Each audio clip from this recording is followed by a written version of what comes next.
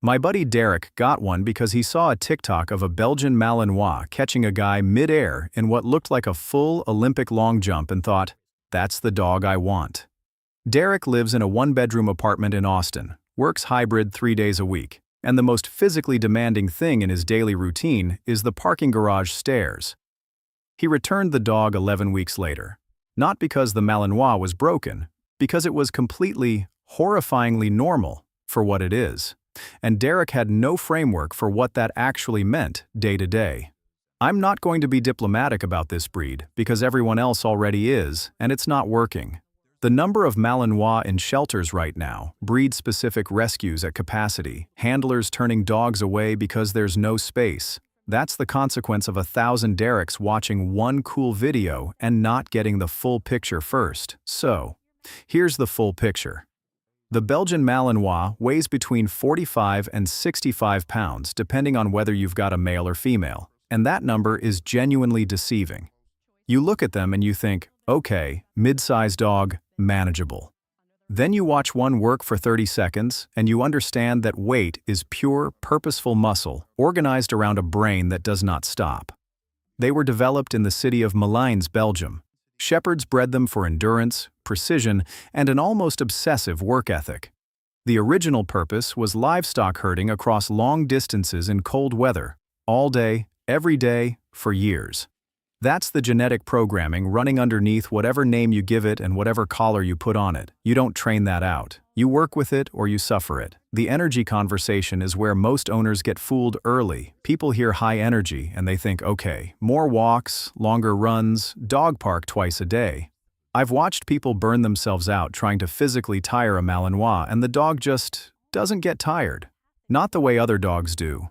A 2-hour run doesn't exhaust a well-bred Mal, it loosens them up. There was a trainer I used to follow, a guy named Marcus out of Colorado Springs, ran a working dog program for about 12 years, and he said something that stuck with me. A bored Malinois and a stimulated one are living in completely different realities. You want to be dealing with the second one. He had a client, guy paid close to $2,200 for a Malinois puppy from a working line breeder in Ohio. Good bloodlines, healthy pup. Within 4 months, the dog had dismantled a couch, figured out how to unlatch the back gate, and started resource guarding the kitchen.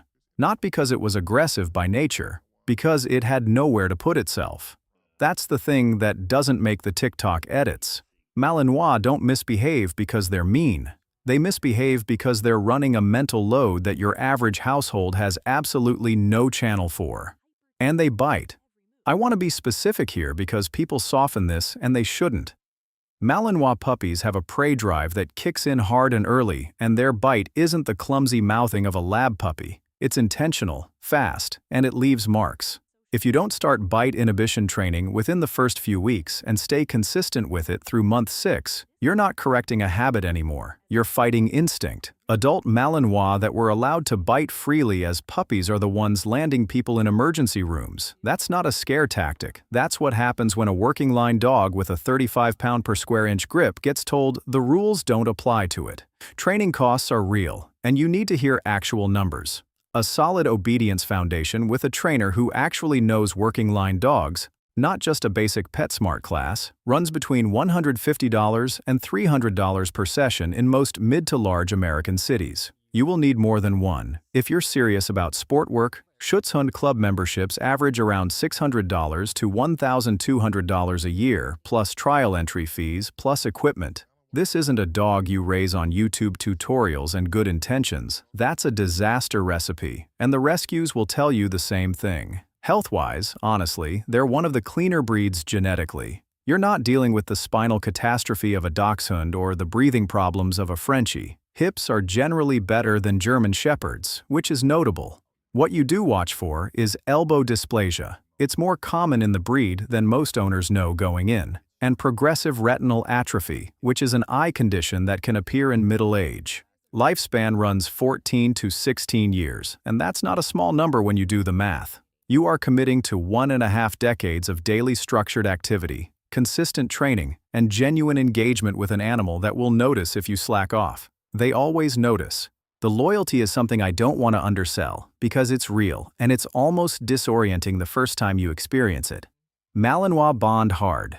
They don't do the casual golden retriever thing where they're everybody's friend and the mailman gets a tail wag. A well-raised Mal picks their person and they mean it. They'll read your mood before you've consciously registered it yourself. There's a quality to that connection. I'd describe it as intensity without aggression, the feeling that this animal is paying complete attention to you at all times. That makes owners almost evangelical about the breed. I get it. When it works, it really works. When it doesn't work, you get Derek driving 40 minutes to a rescue in Round Rock, Texas, handing over a dog that cost him $1,800 plus $300 in chewed furniture and a security deposit he never got back. The people I've seen own these dogs well, and I mean genuinely thrive with them, not just survive. Share a few things. They scheduled their lives around the dog before the dog arrived. They had a sport trainer lined up before pickup day. They had a fenced yard that the dog couldn't easily jump because Malinois can clear 5 feet without much effort when they're motivated. They treated training not as a chore, but as the primary relationship with the animal. One woman I know in Denver, she competes with her Mal in agility and does scent detection work on weekends. That dog is the calmest, most stable animal I've seen from the breed, because it has somewhere to put itself every single day. Apartment owner, full-time job, no dog experience, romantic idea of what a serious dog means. Do not get this breed. Not as a caveat. As a directive, get a different dog. There are 100 breeds that will give you companionship, loyalty, and even a certain amount of impressive behavior without requiring you to restructure your entire life around their stimulation needs. Malinois aren't for everyone in the way that some breeds aren't for everyone. They're for a pretty narrow slice of people, and that's fine, but it needs to be said plainly.